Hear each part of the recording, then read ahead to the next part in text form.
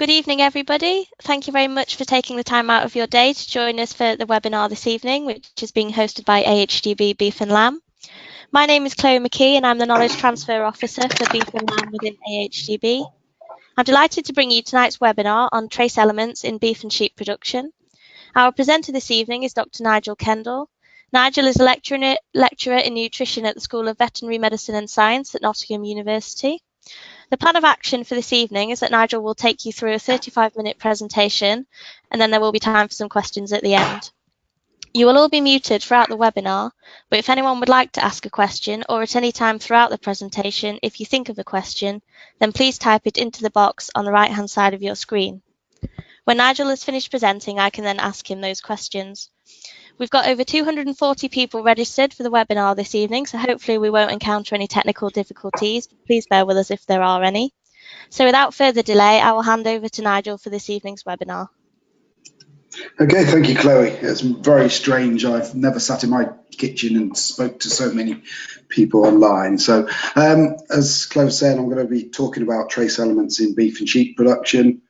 It should be onto the live screen version. I presume if there's any technical issues, you're not getting that, you just text into Chloe and she'll shout in my ear. So first of all, I'll tell you a little bit about me. Then we're going to have a quick discussion of the main elements of issue in beef and sheep production. I'm going to then tell you it is not minerals. We're then going to have a look at determining risk of imbalances, correction strategies or prevention strategies, and how we can check if they actually work. So me, I'm a farmer's son from down in South Devon, mixed farm, so we had dairy, beef, sheep, so I did spend quite a lot of my young years catching sheep and getting my legs taken out of me from feeding sheep in the winter, so it's always a good experience, that one. So I joined the veterinary school as a lecturer in nutrition in 2006, which was the first set of vet students they had. So I went through with the first years, and it's very frightening now. It's way 12, 13 years of being there. While I was there, I set up a nutritional diagnostic sort of laboratory service. So we analyse nutritional samples. I've been researching into trace elements since 1993 when I did my PhD at the University of Leeds, looking at it was actually a zinc supplement. So really my research specialises now in the diagnosis of mineral status or trace element status and supplementation strategies, and I'm getting a lot more interested in actually the minerals coming from the grazing at the moment. So that's really me and the context I'm coming from. So if we're going to talk about the elements of issue in beef and sheep production, the first thing I'm going to start with is the fact that the clinical signs, what you actually see, are quite generic, especially at the sort of subclinical level. They're just basically, you'll know the conditions. You've got poor production, sort of poor reproduction. You might have got some not as good neonatal survival as you'd like, more abortions than you would like. May have poor hair, wool quality, and you get that hair loss or hair growth issues or pigmentation issues, particularly if you notice around the eyes, around the muzzle. I don't know, I'm sat here doing fingers around my eyes, you can't see me, around the muzzle and on the back of the ears. Also, you'll sometimes see some pigmentation, brown coats, faded coats.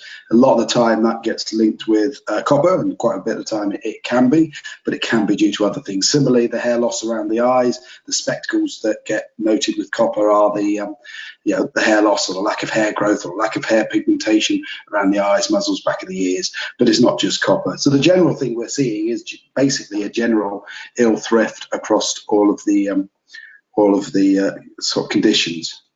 So really, just to come to that, to understand the trace elements, and you'll notice I use the term imbalance, and there's a reason so that I'm starting to use the term imbalance. So in a response to nutrients, we can think of any nutrient, whether it's trace element or total food. So I'll do this as total food. So we can go through a deficiency. If I have no food, I am starving and potentially can die of starvation. I can then go for a set of food where I'm adequate. Okay, and then we go through to you're having too much. I'm probably slightly on this right shoulder, to be honest. I probably could do with being back here a bit more. And again, so die in starvation down there, get to here, I'm probably going to die of some cardiac condition due to excessive overeating down here. But what we really want to be is back in this middle bit. Okay, adequacy to me suggests we got enough, but more would be good. So adequacy is really the one word. So I'm going to use the word optimacy. You can Google it. The last talk I was at, somebody Googled it. It isn't in the dictionary. It probably should be. Twerking's in the dictionary, but optimancy is a lot more useful than twerking. So we're here in this optimum status. We want to be there where we're getting our maximum response. So the term adequacy, okay, we've got enough. If we give some more, it'll be better. No, we've got enough. If we give some more, it actually will be worse again. So we get some signs such as if you have low selenium status in cattle, you may have more retained fetal membranes. So you think you give more selenium, they reduce. That's true if you are here. If you are here and you actually give more selenium, the retained fecal membranes will increase as you come down this shoulder and actually get more problems. So that's why we're talking about the imbalance. We want to be here in the balanced nutrition, in the optimum nutrition. So we want to be there. And some things, yes, it's a simple, we're on this scale, and some things, there's other interactions. The other little point of note here is the reproduction. I don't know whether you can see my cursor, hopefully you can, is in the middle. So reproductive parameters tend to sit inside the rest of the circle. So we'll just go through 3 or 4 of the major elements of issue in beef and sheep production. Cobalt's the one I'm going to talk about first. This is required for the formation of vitamin B12 in the rumen. So cobalt isn't actually required by the animal, it's required by the rumen bugs to make vitamin B12, and it's a vitamin B12 that's required by the animal. So therefore we need the cobalt to be in the rumen and available for the microflora, the rumen bugs, to utilise and make B12s on a fairly constant nature. So the vitamin B12 is required for the formation of propionate in the rumen. So it's actually required by the microflora themselves, which is why they produce it. But also then the animals evolved that it uses that same vitamin B12 to metabolize that propionate in the liver, which is one of the reasons why growth has the highest requirements for this. So hence we see this cobalt issues predominantly in lambs in the midsummer to autumn. And I'll show you in the next slide why the midsummer to autumn can be such an issue. But do remember that is a time where you are trying to get your lambs to grow 300-400 grams a day, finish off grass, etc. So that's where you are really trying to get the growth in the lambs. And the cobalt will sometimes, they'll be growing away fine and then sort of suddenly stop. Can be confused with some of the parasitism issues there. So it's affected by season and potentially soil water content. Whether it's such an issue in cattle or ewes is a bit debatable, but certainly the biggest time for that is lambs in the summer/autumn. So if we look at these are cobalt concentrations in grazing from an AHDB funded study. We took grass from no, actually these aren't. These are a DEFRA-SIP study. These are DEFRA-SIP study, sorry, where we took grass across 2 years. You'll see in the spring the cobalt concentration is higher, and it goes higher again in the autumn. So the time where we're talking about having the deficiency problems, July, August, September, October, is at the bottom of this U, like the bottom of this glacial valley. You'll also notice that the year requirement is much lower than the lamb requirement. So in this valley, we've got the fact that the growth of the lambs can be prevented. Now, interestingly, in the spring, in the red line year, which I think was 2015, in the area of this farm, the rainfall was 85% of the expected average for that month. Whereas in the blue line, which I think was 2016, the rainfall was 110% of the long-term rolling average. So we've got a wet year and a dry year. You'll see the cobalt concentration is much lower in the dry year. And it's a fact in the early spring and the late autumn, we're going to have a lot more water in the fields, a bit more waterlogging. Now, interestingly, I've been working across with Chagas in Ireland, Athenry, and in some of the trials we've done there, we've not had this distinct rise coming up as sharply in the autumn. Now, the soils at Athenry are probably more free draining, more sandy than the soils that we had on this farm. So I think this is probably related to not season per se, but the water holding capacity or the water logging of the pasture. One point I make now, which will come clearer later, is iron actually also follows a similar pattern. So those two are the ones that follow the similar pattern to this. Okay, selenium, another element of potential issue, has huge roles in antioxidant function. It's via the enzyme glutathione peroxidase. That works in the liquid bit of the cells. Vitamin E does the same role, but from the membrane of the cells. So they can cover partial roles, but 80% of the roles, the antioxidant role in the middle, they can cover for each other. So if you've got a low vitamin E, a higher selenium status can help cover that, and vice versa. Some of the specific signs, we mentioned retained fecal membranes when we're talking about the balance. When you'll see the clinical conditions, you'll see white muscle disease, weak muscles, lambs with stiff legs, heart can't stand, cattle standing, almost hanging off the shoulder blades, but that is right at the clinical level. But this muscle weakness we may see in some of our animals. We can see potentially increased dystochias, similar to you'll get if you've got low calcium, because they're both affecting your muscle tone, your muscle trend. Selenium, unlike cobalt, which we said was more related to the season, the time of year, you know, and the animal, the lambs versus you, tends to be more related to local area. A low selenium area tends to be a low selenium area, and that's the area that you will tend to need selenium in. It can be overfed and oversupplemented, and there are a few cases we've seen, a couple of cases that I've seen that where selenium levels have been approaching toxicity, so it is something to be wary of.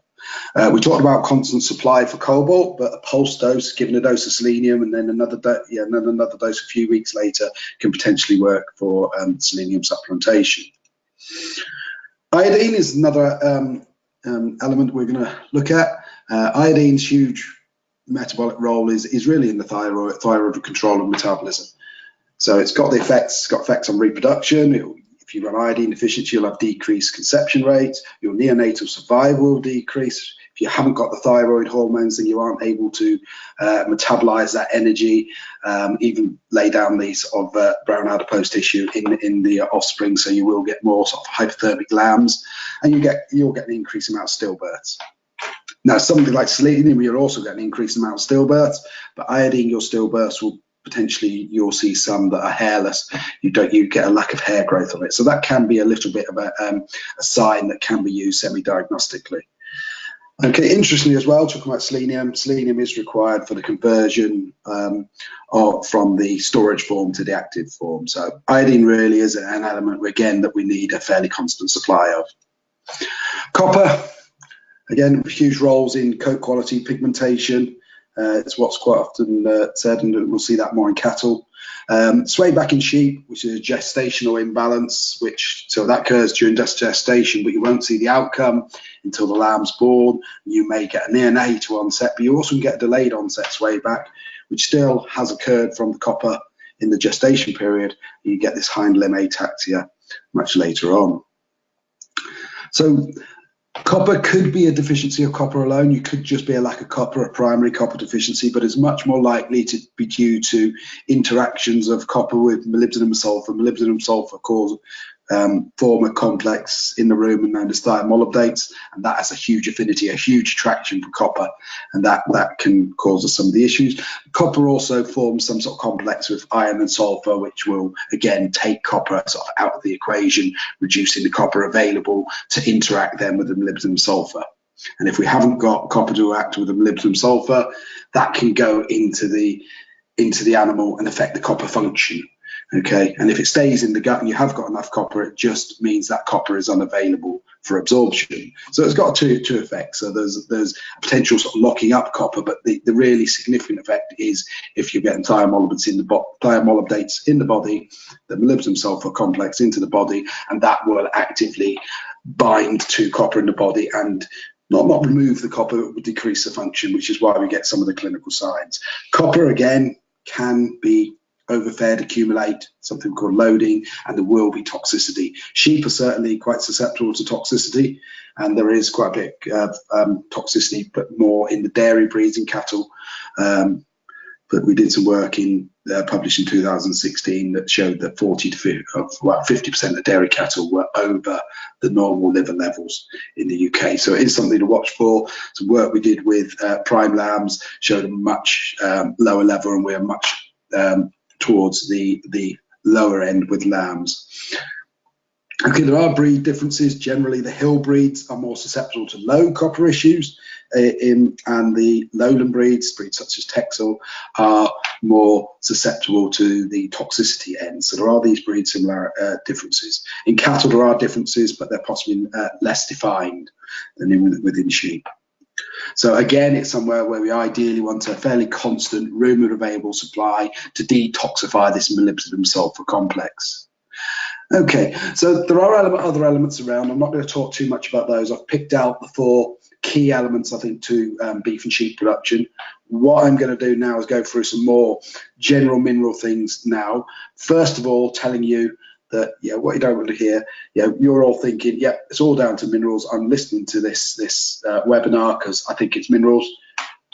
It's not necessarily minerals. So why are minerals the problem? Is it the fact you've just got poor growth? Some animals aren't doing, barren rates are up, your wool or coat quality or colour issues, your poor conformational kill out percentage, dirty rear ends. So some of those, minerals can cause them, but other things can cause them as well. So the thing to realise, and some people say, we need supplement minerals because minerals are always a problem. So I'm going to just make you think, are they? And also maybe the thing, next door there's minerals, somebody down the road does minerals, we're having a look here. We don't live in isolation, we look around, other people do that. So that's some of the reasons we can think we've got mineral issues. Okay, so we're going to come to the sort of thing, what is the major issue? What is the biggest thing preventing our production? So it's probably dry matter intake. Okay, so here we go, we have a field of grass. I'm expecting some shocked looks. I can't see you, but there isn't that much there. A bit of mud, so we haven't got good grass. Whereas here, we've got much more grass. If we haven't got grass in front of these animals, if we haven't got what I call vitamin G, okay, the major nutrient, dry matter intake.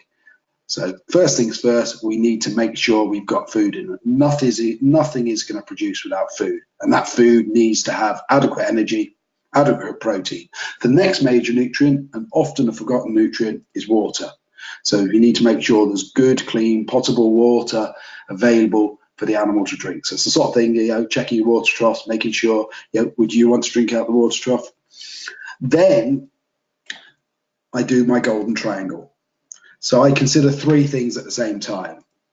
So parasitism, your worm burdens, your animal health status, as well as your minerals. So those are all considered together, not necessarily any real order of that. And actually, this is where your vet can be useful with advice in at least 2 of these areas, hopefully all 3. So if we think we've got a mineral problem, if we're quite sure we're getting enough dry matter into them and we want to determine whether we got a mineral problem, how do we do that? So we have lots of information on farm which will help. We will have our health status, our parasite issues. I'm assuming here we've had a look at the total intakes, energy, protein. We think we're okay on that. We've got water.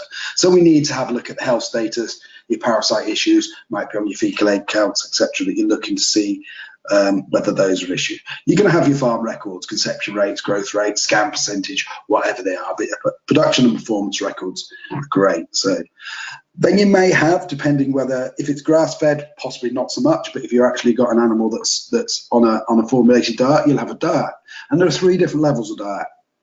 You formulate a diet. The diet you give will be different. If you're making a diet in a TMR, by the time you actually put the silage in, the dry matter of the silage might be different.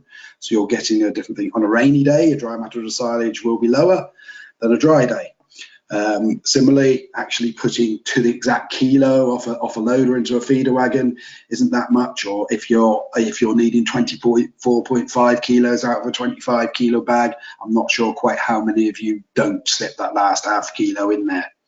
Okay, so that's then what's offered. Then there's what fed. Okay, some of these animals are a bit picky. They'll pick out the nice bits they like. We all do it.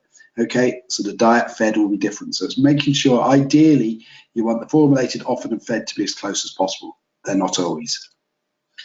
You might want to look at your water source axis. Okay, have they got, what is the source? Is it a main source? Are they on stream, spring? Do they have to walk through deep mud to get there? If it's a water trough, would you actually drink out of it? Or has it been sort of filled with various muck and stones and everything from years? History is brilliant. It's not a bad subject at school. It's really good history. What happened last year? When did they have problems? Did we supplement? Was there any treatments? Have we got any issues? So the history is brilliant, and we're going to come to this, and we're going to use some of the stuff this year for next year, as in looking next year's history. I'm confusing myself on that one. So, okay, so the history is brilliant. So what's happened last year is and a lot of the time, seasonally, things will be quite seasonal. So they are quite a good predictor from year to year. So we can also look at getting samples of things to help us with this. So we can look at forages, whether it's grazing or conserved. Okay, we can look at other feedstuffs. We can look at water, particularly if it's a private supply. And we can look at the animal, whether it's blood, liver, urine. We'll go into all those in a little bit more detail on the next couple of slides. Milk I've put on. Generally, I wouldn't use that as a hugely diagnostic tool. If you have got regular milk, it's more a dairy thing. If you have got regular milk samples, it could be a bit of a continuous tool if it's done regularly to just look at change and instigate your investigation into other areas, but not as a tool by itself. Soil I've put there and crossed out and made red and put brackets around it. Please do not make supplementation decisions based on soil alone, okay? Soil is a long way from the plant. The plant does not take up nutrients to suit the animal. The plant takes up nutrients to suit the plant, or what can be potentially in excess in soil. The biggest things in the soil that are likely to affect the uptake of plants are things like the pH of the soil, the waterlogging of the soil, and the compaction of soil. So that's a long way from your plant. Your plant, your grass, your grazing, your fodder crop or whatever it is going to tell you a lot more about what the animal is consuming than the soil per se. A soil analysis or may give you an indication of what might be something that you're worth investigating and might be an issue to look through. The other thing to say on soils is there is some very good topsoil mapping. Things like British Geological Survey has quite good resolution topsoil survey, and that can be used rather than actually paying for a soil analysis. A lot of time it's more a agronomy issue, is checking the soils to optimize the plant, but not quite so much for the animal. So if we're going to go and look at sampling forages, graze forages, how do we sample grazing? There's a few options. We could cage samples or fence off a small area. You put your animals in and then you take off what they don't, what's in that area equivalent to what the animals would eat. Okay, that's a little bit of a faff, and to be honest, one of the things I quite like doing is pretending to be a sheep or a cow. So I basically field walk as if you were grazing. So you'll go across the field in ideally something like a W transept, but it could be that you're just walking in a nice big circle, or even going across the field to field, collecting across a few fields, but try and be as representative of the field. Do not go too close to hedges, gateways, water troughs, anywhere that's poached. So try and take at least 10 meters out of that. So you walk, take a small sample, a small pinch there you can see in the picture. I use curved scissors. I don't have to bend over quite so far. It's something to do with age, that. Making sure I've got a glove or a bag covering the hand I'm handling the grass with, particularly if you're going to start looking at things like sodium and chloride, because if you get at all sweaty, you're going to put that onto your sample. Okay, so you walk around every 6-7 paces, pop down, take a little sample, put it in your bag, carry on. Walk around, another one, carry on, put it in your bag. And generally, although not, we tend to avoid those nice lush green areas around all the cow pats, fecal spoiling, urine spots, because generally those don't get eaten. Although as soon as I mentioned that to a farmer, teaching, walking around a field with a farmer, he turned around and he said, when I open the gate, that's the first area they go to. Interesting that could potentially be in some low sodium pastures that are actually after the sodium from the urine spoiling. So there's always nice exceptions to prove you wrong. Conserved forages, so your hay, silages, okay, you can take them off your silage pit, ideally at double W transept across the face. There's some nice, I found a nice little video on YouTube which showed some good W transept that I even use for the students at the vet school, or going in with an auger and taking a core sample for the clamp, or if you're taking it out of bales, you ideally across multiple bales. But the really big advantage with conserved forages is you can get ahead by sampling at harvest. Conserved forages do not change significantly in their mineral composition from harvest to the final product. So we can really get, get in the time scale, we can get into Nostradamus. We can know what we're feeding out in December, January, okay, back in June, July. Okay, so we can get our sample, get it away, get the results, and it really makes ration formulation or knowing what's going to be coming into the animals when they are on your conserved forages. So it helps you with your supplementation decisions. It's one of the few times you're looking forward rather than looking back. Other feeds to sample: minerals, multi-source feeds, and small inclusions. We'd use generic book values or supplier information. Okay, straights, probably more for the beef guy. There's a few of the sheep guys that will be using some straights and homegrown cereals especially. If it's a single source, you may want to do some analysis on your sample, particularly if it's a major inclusion or you are worried about something specifically. You know you've got a low soil selenium on your farm, you think well, it's more coming to homegrown actually. You're homegrown, you know you've got a low selenium, you may want to come back to that. So, and single source, you may also be able to get supplier batch data, book values, or the analysis. Homegrown, book values or the analysis, depending where you think it's an issue. If it's been sort of imported straight, it's probably gone on a big ship and mixed up loads. So it probably means that it's quite consistent in its analysis. There may be supplier that batch data. If not, the book data is probably going to be fairly consistent because you've had so much mixing of samples. Some of the more variable things, some of the wet byproducts or some of the wet things, some of the brewer's grains and things, and that can be the dry matter affecting that. So, if you know, it'll be important to know the dry matters, and some of those are variable. Even some of the things like mentioned in brewer's grain, it may depend which distillery or brewery it comes from, exactly what's in it. And it will certainly in terms of distilleries, and the copper content will depend what type of still they have. Places with copper stills may still have high copper in some of their grains. We can get in information feed bag labels. Now they're only limited sometimes with what they actually have to put on there. You should be able to contact your supplier for a full breakdown. Hopefully they will give you a full breakdown. Okay, if you see we've got a label on this one, you'll see we've got what's in the feed here. Okay, the major one is maize, distillers dried grains coming there and at different levels. Okay, but it doesn't tell you how much of each is coming in. And then the trace elements here are only what's added. That's what's in the mineral premix, or whether what's added to this. We haven't got the background here, so we haven't got the total figure, because there is going to be minerals within your distillers, within your maize, within your barley, within your sunflower seed, within your molasses. So you haven't really got that. So contact your supplier, ask them if they have a full breakdown. If not, see if you can get the actual full composition, and then you can potentially estimate the background using book values for all of the ingredients. Now these labels are quite good. Some will just tell you now the compound that's in. Okay, so here we've got a manganese oxide. Okay, and that's given the weight of manganese oxide. Now this label's good because it's also got the manganese, the elemental composition, which is what you really need in your ration formulation, given in brackets. Some of them don't have that. We can sample water. Okay, if it's mains, it's generally not usually worth doing, but particularly private supplies, borehole water, quarry water especially can be full of quarry water, heavy metals, water that's anywhere near a mine, runoff heavy metals, iron. Borehole water that's slightly rusty looking in colour could well be loaded with iron, and if it smells a little bit of rotten eggs, it's probably got hydrogen sulfide. So if you get iron and hydrogen sulfide coming in, you're potentially going to affect your copper status.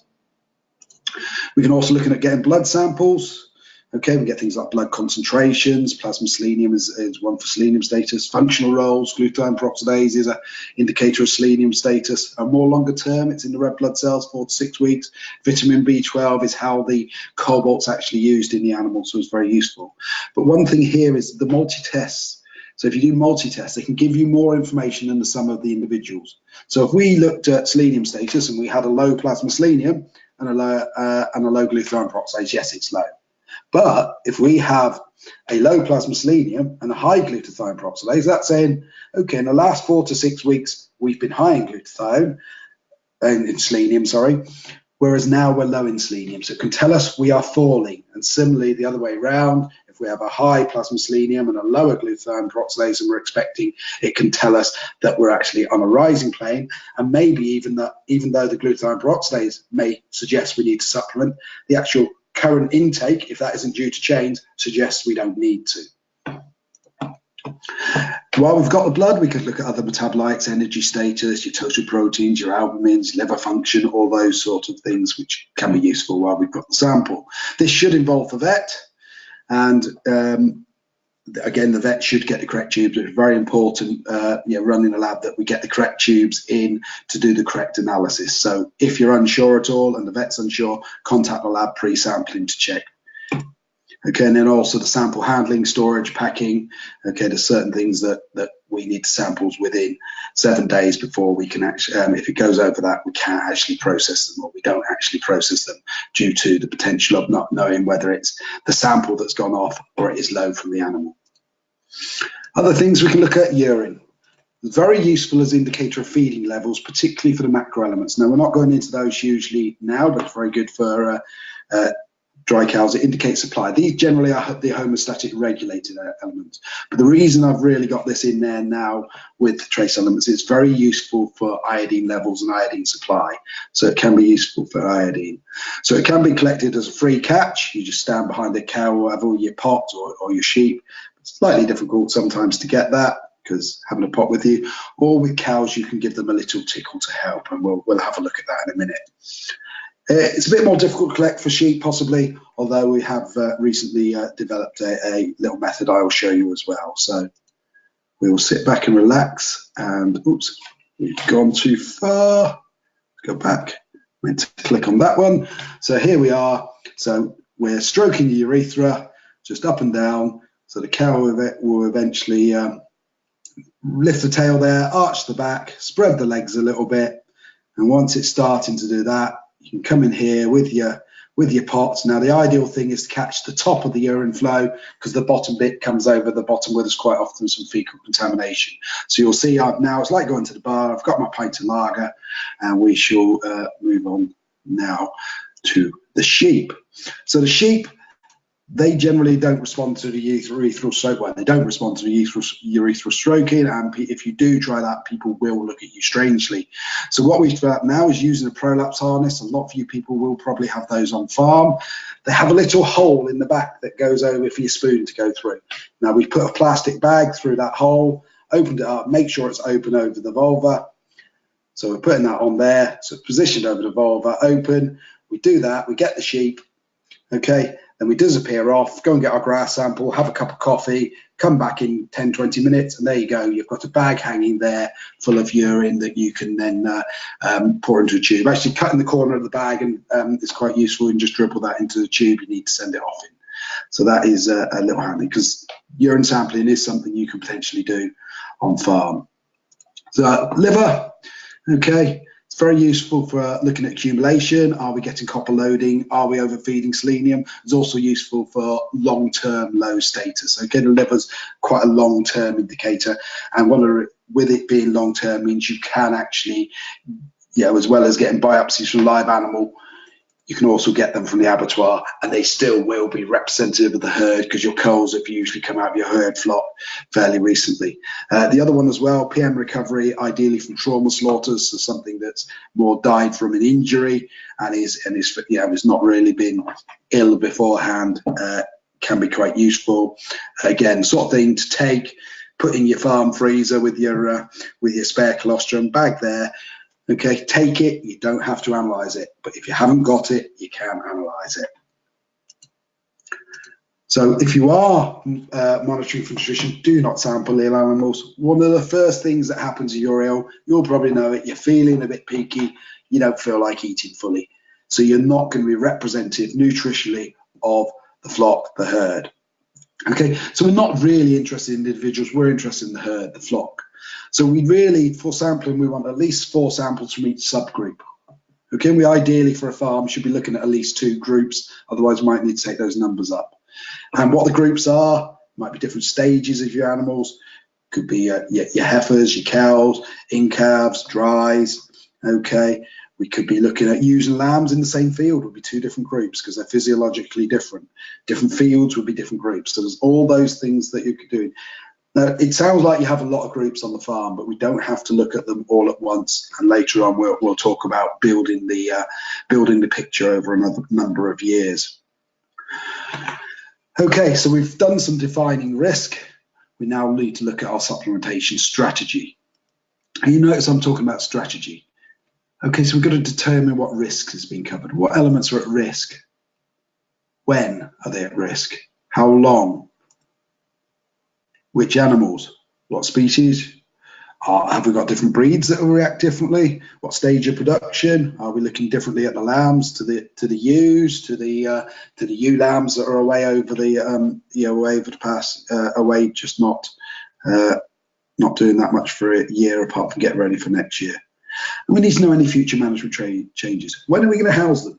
Particularly important for copper toxicity, because when you house sheep, you remove them from the iron interaction. There's a lot of iron in soil and generally autumn pasture, and then you house animals and you take them straight away from that iron. So if you are going to get copper toxicity cases, quite often it is when you house animals. So you bring them in, you take them away from the iron interaction, you probably feed them increased compound as well. So that's a really thing you need to bear into mind. Okay, let's have a look at our options. In feed, yep.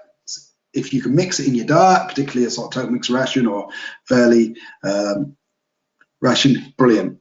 But we're looking at beef and sheep. We're usually looking at maximising our output of grazing and trying to graze them from periods. So it's much harder to do in feed. We don't want to feed them for just that mean. That's spending money we don't need to spend.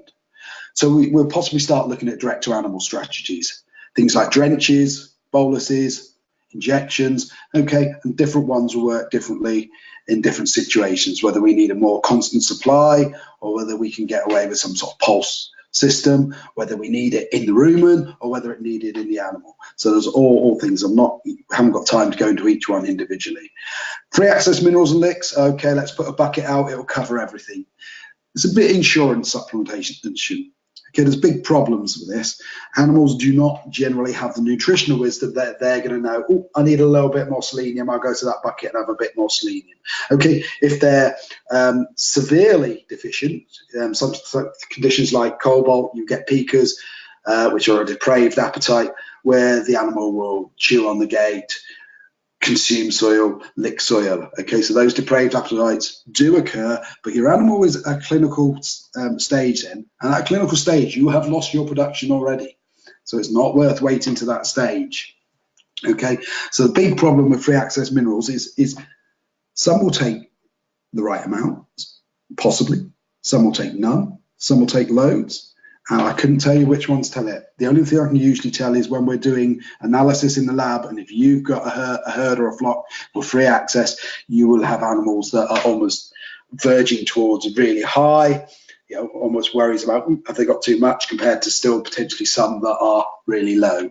So it is a very variable supplementation strategy. Changing management. Now I'll show you later on a slide that shows some really clever changing management that occurred as a result of or some information we got in a project. So we'll have a look at that later. And doing nothing. Doing nothing is a valid option. And we'll talk about a bit later about when it is appropriate to do nothing. Okay, just a little aside, one thing we need to consider is bioavailability of supplements.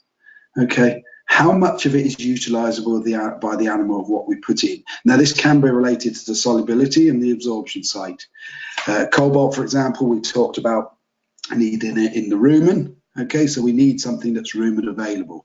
There's no point having something that needs to go through the abomasum and the pH2 and the hydrochloric acid there to become available, then can be absorbed. Because if we absorb cobalt into the animal, it's there, but we can't utilize it to form vitamin B12. It's what the animal needs at. So you still effectively got a deficiency even though you're supplemented.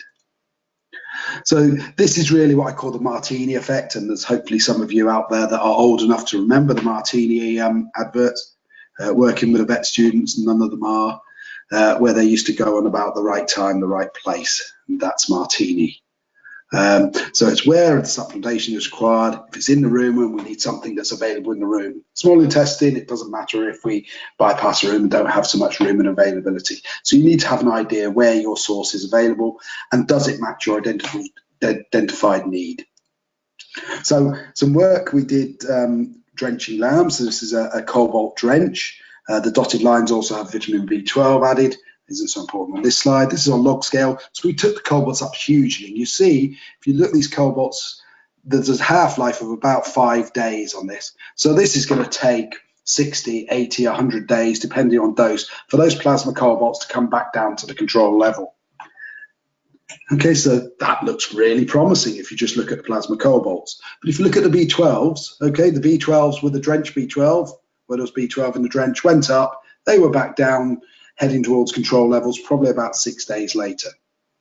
Okay, so we're definitely getting a response 6 days. This is oral B12, so oral B12 is working similarly probably to injected B12.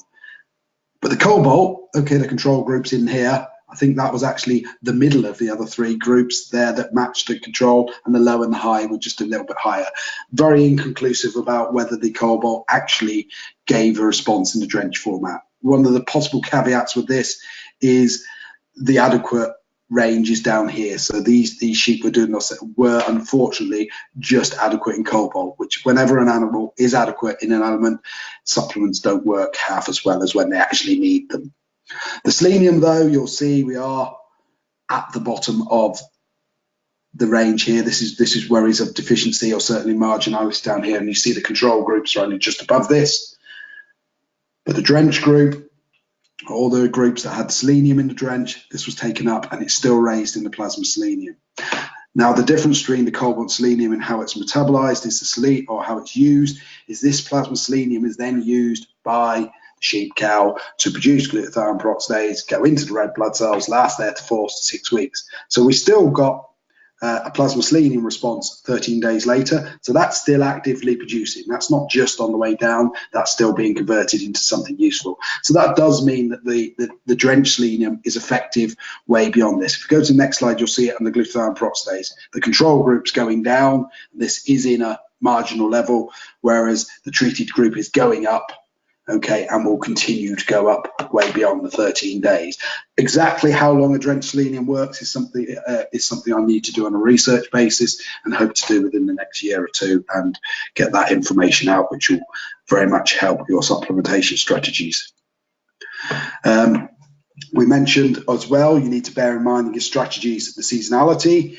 Okay, if you're talking about supplementing ewes with cobalt pre-tupping, it's not likely to have a huge effect if your pasture is doing what this pasture is doing. Okay, that's going up there. So we've got levels there that are coming up. So if you put a supplement here, by the time you get to here, it's going to have no effect. So I've been caught out by that on trying to run a few cobalt trials, going, oh, analysing ewes here, thinking they're a little bit low on their vitamin B12. By the time you get the supplement in here, and measure the blood samples here, there's no difference, there's no production difference. Okay, so I'm a little bit wary on cobalt supplementation for marginal ewes. Okay, there may be some cases where there are truly deficient ewes. The other slight point I'm going to make while I'm here is also on this trial we had some fields that had a high clover content in them, and those fields didn't show such a dip. So that's where I've really got some of the interest in the grassland and the grassland composition, because it might be that we can prevent some of these with some active grazing management due to potentially some of our sward choices and things we have in our sward. So there's hope there to do things without necessarily spending money on supplements through grazing management. Talking of management, farm management example, so this was an AHDB funded project, unlike the other one I accidentally said was. Okay, so as part of the KPI project, farm down on South Downs. So we used the data on the grass and an animal analysis from field level, and we defined animal risk almost on a field basis. We found there was a group of lower cobalt status fields, which generally the lambs on were poor status weren't growing very well in previous years. So the shepherd or farm manager decided then, okay, these low cobalt status fields, we are going to conserve those. That's our hay and silage.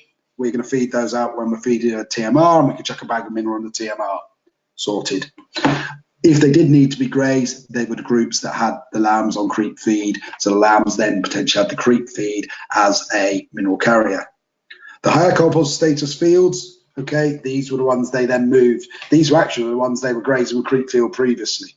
But then hang on, there's no point. We can actually make better utilization of these. We'll graze them, able to maintain cobalt status, able to maintain growth rates on the lambs in these fields. And then there was a downland right on top of the chalky downs, absolutely terrible for very free draining, absolutely terrible for cobalt status. So if you were doing anything up there, you had to look at direct animal treatments. Your grazing wasn't really good enough for conservation up there, or you would put animals up for a shorter time period or take a really hit in their actual status, but you would know it was going to happen. Okay, so just to summarize some of the treatment correction strategies, we need to know the expected duration of the supplement in order to match it to the risk window we've got. We need to know whether the response is going to be economic. If our response is likely to give us 5 pence extra from lamb growth, but our supplement is costing us 10 pence, hang on, if we give that supplement, we've lost 5 pence, and that's without taking into any account of the labour needed to give it. Things such as drenching are going to take 20 to 30 seconds per beast to actually just give the drench, and bolusing, we've done some time work, and we took about sort of a minute and a half to do bolusing compared to 30. So it's about 3 times the time to do bolusing than it is to do drenching. Not all supplements do what they claim, particularly in their duration of efficacy. A lot of supplements overclaim the length of efficacy, and it's something a bit of a bugbear of mine. I want it to do what it says on the tin.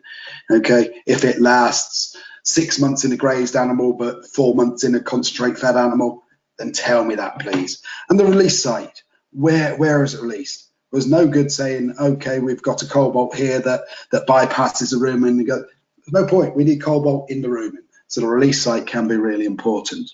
So we may need horses courses. One product doesn't necessarily cover all our elements. We may need different elements at different times. So just something to think about within that. The other problem is the mineral world is still largely unregulated. Okay, and remember, a lot of the people who are giving you advice are still trying to sell you product. And it is an industry that is often accused of myth and magic. So, if we have given a supplement, how do we know it's worked? So, we need to continue monitoring our performance. Okay, if a supplement's working, it should have better performance. If the performance isn't better, then did we need to supplement in the first place, or is the supplement not working? How about our inputs? Are our forages? What are our forage levels? Our grasses? Is the supplement, put the supplement in with your dietary formulation, and is it then coming up to level? Is your water okay still? Have a look at your animal status, bloods, livers, urines, depending what you're looking at. Okay, and if you build up a year-on-year picture, each year you can do a few samples and build up the picture across different fields on the farms, different groups of animals on the farm. These can be put together. So we don't need to do this all at once. We can build this, just do a little bit each year and we can build it up. The big thing with checking strategies I want to go through, and it's an easy win situation, is checking things work or actually needed. What we tend to do is go, yeah, we need a supplement, let's give it on, and we give it to everybody. How do we know it works? If we give it to everybody and it doesn't work, there is this little placebo effect. We tend to psychologically think, yeah, we've given that, it's working. So we have these slightly rose-tinted glasses. So it's worth doing on-farm trials. Okay, so they must be fair. Whether that's strategy A versus strategy B, you might be given 2 different products or something like that, whether it's supplemented against unsupplemented. So you'll get a group of 100 lambs in a field, okay, maybe bolus 50, drench 50, okay, or bolus 50 and leave 50 unbolus, just to see what you need. But you must be fair. Don't take the first 50 through the race against the last 50, because you can be guaranteed most of the poor ones are in the back 50. So alternating, or I know people that do this and they go on tag numbers. Even tag number gets one treatment, odd tag number gets the other treatment. It's quite good sometimes to be blind to this, so you don't actually know when you look at them. Okay, if you don't want to go for a full 50-50, we can do what we call the use of sentinel groups of animals. A small group, half a dozen, 10, 20, something like that, where you would go, okay, I really think I should supplement the whole lot. So you do supplement everything apart from leave these unsupplemented. Then have a look at them. Do they look majorly poor against the rest? Are they then really struggling? If they're really struggling, you know, go back in and treat them later. Okay, so it's just taking that sort of small potential production hit, but the benefits can be huge, because if these show you don't need to spend in that money on supplements, you could be spending hundreds, if not thousands of pounds on supplements you don't actually need. Okay, yes, you can do bloods on these. I've been through lots of trials where I've got an enhanced blood performance, but that doesn't mean anything. We've got the blood samples are up. It's the animal performance that actually pays you the dollar back again. And one of the reasons sometimes an enhanced blood performance doesn't come back and give you animal performance is that lack of vitamin G. You're not getting your dry matter intake. You need to have that dry matter intake, that push on production for trace elements and trace element supplementation to show its true value. So in summary, that means we're getting towards the end. I can hear, even at this distance, the sigh of relief that minerals are blamed for lots of things or considered to be a cure-all.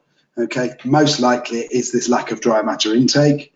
Okay, and the history and data are key to identifying imbalance. An imbalance, we need to know where, when, which group, all the W's. It's like being a toddler again. Okay, and then we need to match our treatments or prevention strategies to our identified risks. And then please do consider these check strategies, how to check them, whether it's a 50-50 trial or whether it's use of the sentinel groups. So just a final point. Remember, we can have too much mineral. We can do too much. We can give mineral and we don't need it. Be careful of multi-sources, especially in that. Or there's some in the feed, we've given them a bolus, and there's a bucket in the field. That's where you will get into problems with oversupply. And make sure you match supplementation to your risk. Okay, thank you very much. Thanks very much, Nigel. While I'm waiting for some more questions to come in, I would like to remind you all that the presentation has been recorded, so it will be available on the AHDB YouTube channels, along with other previous webinars should you want to revisit anything. So the first question is, what would your opinion be on suckler cow supplementation with things such as pre-carver buckets? Are they a waste of time or money? Yeah. I'm not a huge bucket fan because of the variable intakes. Energy buckets potentially have slightly less variable intakes, but they tend to be a very expensive source of energy. So there's probably different ways of doing it. But the variable intakes are my biggest issue with buckets. If you have got a true mineral need, sometimes I think buckets are just given as a feel-good factor. Here we go. Yeah, I think I need minerals. I've chucked a bucket out there. Likelihood is, if you're not really seeing any difference, or you're not still seeing some animals with poor condition, poor coats, etc., poor production, is you probably haven't got a problem. You probably don't need a bucket there at all for your minerals. You might need it there. You know, it depends exactly what you're doing with it. It could, you know, if it's energy, then you're actually probably cheaper to give them some grain if you can. So it's you know, it is an expensive form of energy. It is easy. Yeah, that's one of the reasons it can be done. Thanks, Nigel. So following on from this question, what are your thoughts on free choice minerals rather than lick buckets? As in powders? Yes, I think so. It's variable intakes. It's moderately easy just to sort of pour some out. You know, how much goes into the animal, how much is you know, washed out with rain and things into the soil. You know, salt licks potentially work a bit more. There is a little bit more of sort of going for salt licks, yeah, as in for the sodium chloride. But apart from that, my major thing is really it's the variable intakes that get me. You can't be sure your animal is getting the mineral it requires, if it does truly require the mineral. Thank you. This person has seen a couple of their cows eating or licking chalk in their cubicle house. Also, the block work and mortar. Is this likely to be a sign of deficiency? Possibly. I've certainly seen sheep that I experimentally was making zinc deficient eat a wall. The little soft plaster coat is very high in zinc. It could be a sign of boredom. It could be nutritional. it's somewhere you may want to then consider doing your mineral audit. It's not something you would go, oh, they're doing that, we must treat them with something. It's a cue that perhaps you should be looking at your diet, perhaps you should be looking at your animal status. So yeah, those sort of things take as a cue to instigate an investigation. Thanks, Nigel. What time of year is the best time to sample pasture? It depends when you're feeding it. Your past, because that's your intake. So if, you know, it's ideally you want to build up a seasonal picture. Now the two that I found to be most variable are the iron and the cobalt in terms of their seasonality. But again, it's related to when you're feeding it. That's so you almost have to build up that year-long picture, or if you think you've got a problem at a certain time of year, you've got to get that level. So it's not necessarily a simple one answer gives all. Now the hope is we get some more work on the seasonality and we can draw some more of these seasonal pictures that we can then start going, okay, we sampled this in June, this is likely to be here, it's likely to be a bit higher in April, likely a bit higher in November, a bit lower in August for certain elements. It might be that some elements, you know, selenium has a very, very shallow dip in the summer, so you would think, okay, if we're low in June for selenium, we're probably low in April, we're probably low in November. So it's more related to when you're feeding it. Thank you, Nigel. You've mentioned clover and cobalt, for example. Will animals self-select in a diverse sward if they do have a deficiency? Probably not. The likelihood is they'll hopefully select across a diverse sward, and it's that diversity will potentially give you the levels. But the nutritional wisdom, going, oh, must eat cobalt for that? Probably not. Yeah, and the other advantage, particularly something like finishing lambs, if you've got cobalt, yeah, more cobalt in your sward, is you've got that increased protein as well. So you've got those benefits. Thanks, Nigel. And how reliable are blood samples in relation to trace element status? Are they a snapshot of the previous 24 hours only? They are, certain things will be the previous 24 hours or 2-3 days. Some things are much longer. If we go back to the selenium example, plasma selenium gives you the concentration on the previous 2 or 3 days intake. Glutathione peroxidase tells you what's happened over the previous 6 to 8 weeks. So they've all got slightly different, they'll all tell you a different story, which is one of the reasons that I say don't just rely on one. Okay. You know, a plasma copper tells you what's happened to the plasma copper in the copper in the previous 2 to 3 days. You know, if you start looking at a liver sample, that might tell you what's happened in the last year. If you start looking at superoxide dismutase, which is an enzyme in blood in copper, again, that's in the red cells, similar to glutathione peroxidase, will give you a story over the last 6 to 8 weeks. So they've all have got different roles and will tell you different things. Thanks, Nigel. Is ringworm a sign of deficiency? No, ringworm's a sign you've got ringworm. What are your views on all trace bolusing cattle pre-calving jam to feb calvers?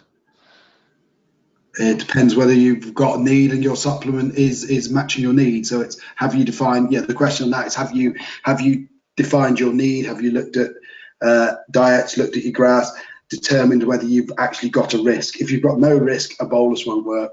Any supplement won't work. If you haven't got anything for the work on, and the only thing you're going to do then is you derive the risk of going over that shoulder and come into negative production because you've got too much. Just to jump back to the ringworm, a little bit flippant. Yes, you know, some of the trace element deficiencies can affect immune function. You possibly will get increased amount of ringworm, but it is more like, you know, you're not going to get ringworm unless you've got ringworm around. So it's not indicative of a trace element deficiency, but it may, you know, trace element deficiencies won't help reduce ringworm. Thank you. What's your thoughts on getting copper into sheep? They find it's rare to find it in mineral mixtures. It's rare to get. It generally is avoided in mineral mixtures in sheep due to the fact there are some copper susceptible sheep. So there are copper containing products around for sheep if your sheep have a copper need. There's equally, you know, and you can get feeds made up with copper in for sheep. I think up to the EU maximum permissible level is 50 milligrams per kilogram at 88% dry matter, but you'd want to show you need, and get the need for it. And a lot of compound feed, will have some, and generally some of the higher background feeds will, have higher levels in the background. So if you need it, there are ways of getting it in there. And following on from this question, this person has Clin sheep. Do they classify as a hill breed? And if so, do they generally need a copper supplement? Or is it because they're a white-faced sheep and therefore they will not need supplementation? Interesting question. So Clin's originally up on the hill, usually hills, acid soil. You would expect with the acid soil, there's lower copper availability. Higher copper availability, and they don't evolve to extract it that much. Now, I believe Clins have got quite a bit of Texel into their bloodline recently, so I would be worried about susceptibility to toxicity. So my answer to that is I'm not really going to give an answer because I'm not sure. It could go either way. I've had a lot more experience with Charolais, because Charolais you tend to think are a lowland breed, but if you actually, similar to a Texel, but if you actually look back to it, I think the Charolais region's quite hilly, and what you've actually got is a hill sheep with conformation. So in terms of copper and Charolais, I've tended to find I've been worried about them being susceptible to toxicity, and they've generally been towards the other end of the spectrum. But much of anything, it's got to draw out the picture on your own individual breeds. I can't, I'm not going to make a blanket judgment on that and kill an entire flock of Clins. Thanks, Nigel. Staying on the copper theme, this person had some, they supplement copper as they're on iron-rich soil. Last year, they had a set of twins die at 3 or 4 weeks old. They had loss of function in just a day, but it wasn't sway back. Do you think this was copper deficiency? I'm not a clinical vet. They need to talk to the vet on that sort of issue. But I didn't fully hear what you said, but I wouldn't be willing to say yes or no on that. It's a matter of doing your nutrition investigation. Thank you. What is the best way of getting magnesium into the suckler cow? In feed, probably, if they're on that, but it just depends, because if you're then looking to graze hugely, you almost need to put that the other way around. In terms of magnesium, you probably want to try and keep your potassium down as much as possible, and that's your answer around that. Also, the thing with some of these things in terms of the suckler cow, different fields will be completely different in terms of magnesium. I think some of the free draining fields, some of the experience of having magnesium is free draining fields, which quite often flood and wash out, will be very low in magnesium. So it's somewhere where clever management has a good issue. Getting that idea of where your higher magnesium fields are and use those, or you're making sure you've got your lower potassium fields. Okay, has this field had a lot of muck or fertilizer on? Probably avoid that one if you're worried about hypermagnesium. Thank you. This person has switched between using a bolus and free access minerals for copper deficiency in suckler cows 4 times over the last 12 years, with performance dramatically better on free access minerals. They would like to bolus as it's cheaper. However, they've had many more gelled cows with a bolus than free access, and they dare not switch. What would you recommend doing in the future?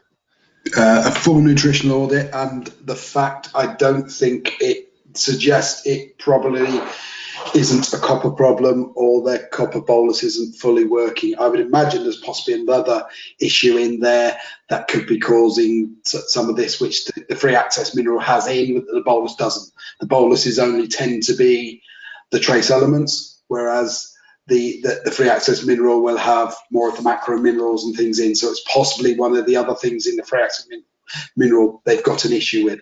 So I would actually, looking wider than just thinking it's copper. It's not just copper, there are other things. Thank you.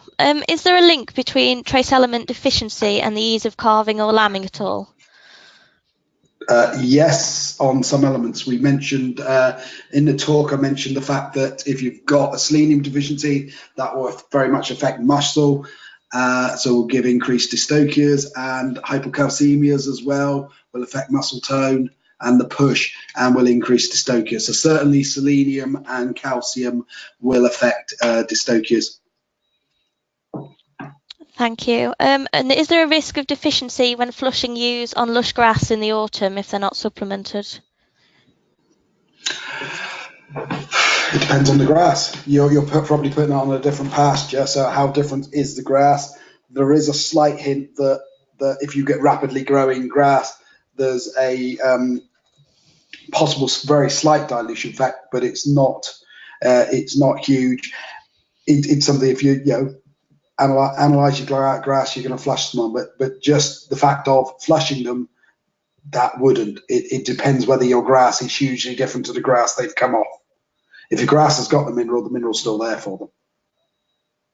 Thanks, Nigel. Do you have any comments regarding mineral supplementation from licks and the increase in twins in cattle? I don't know whether it's really been linked to twins. You will have herds that have more twins than others. You will have years that have more twins than others. My experience with cattle reproduction is I've been working with herds and we've had sort of 11% twinning, which really high rate of twinning.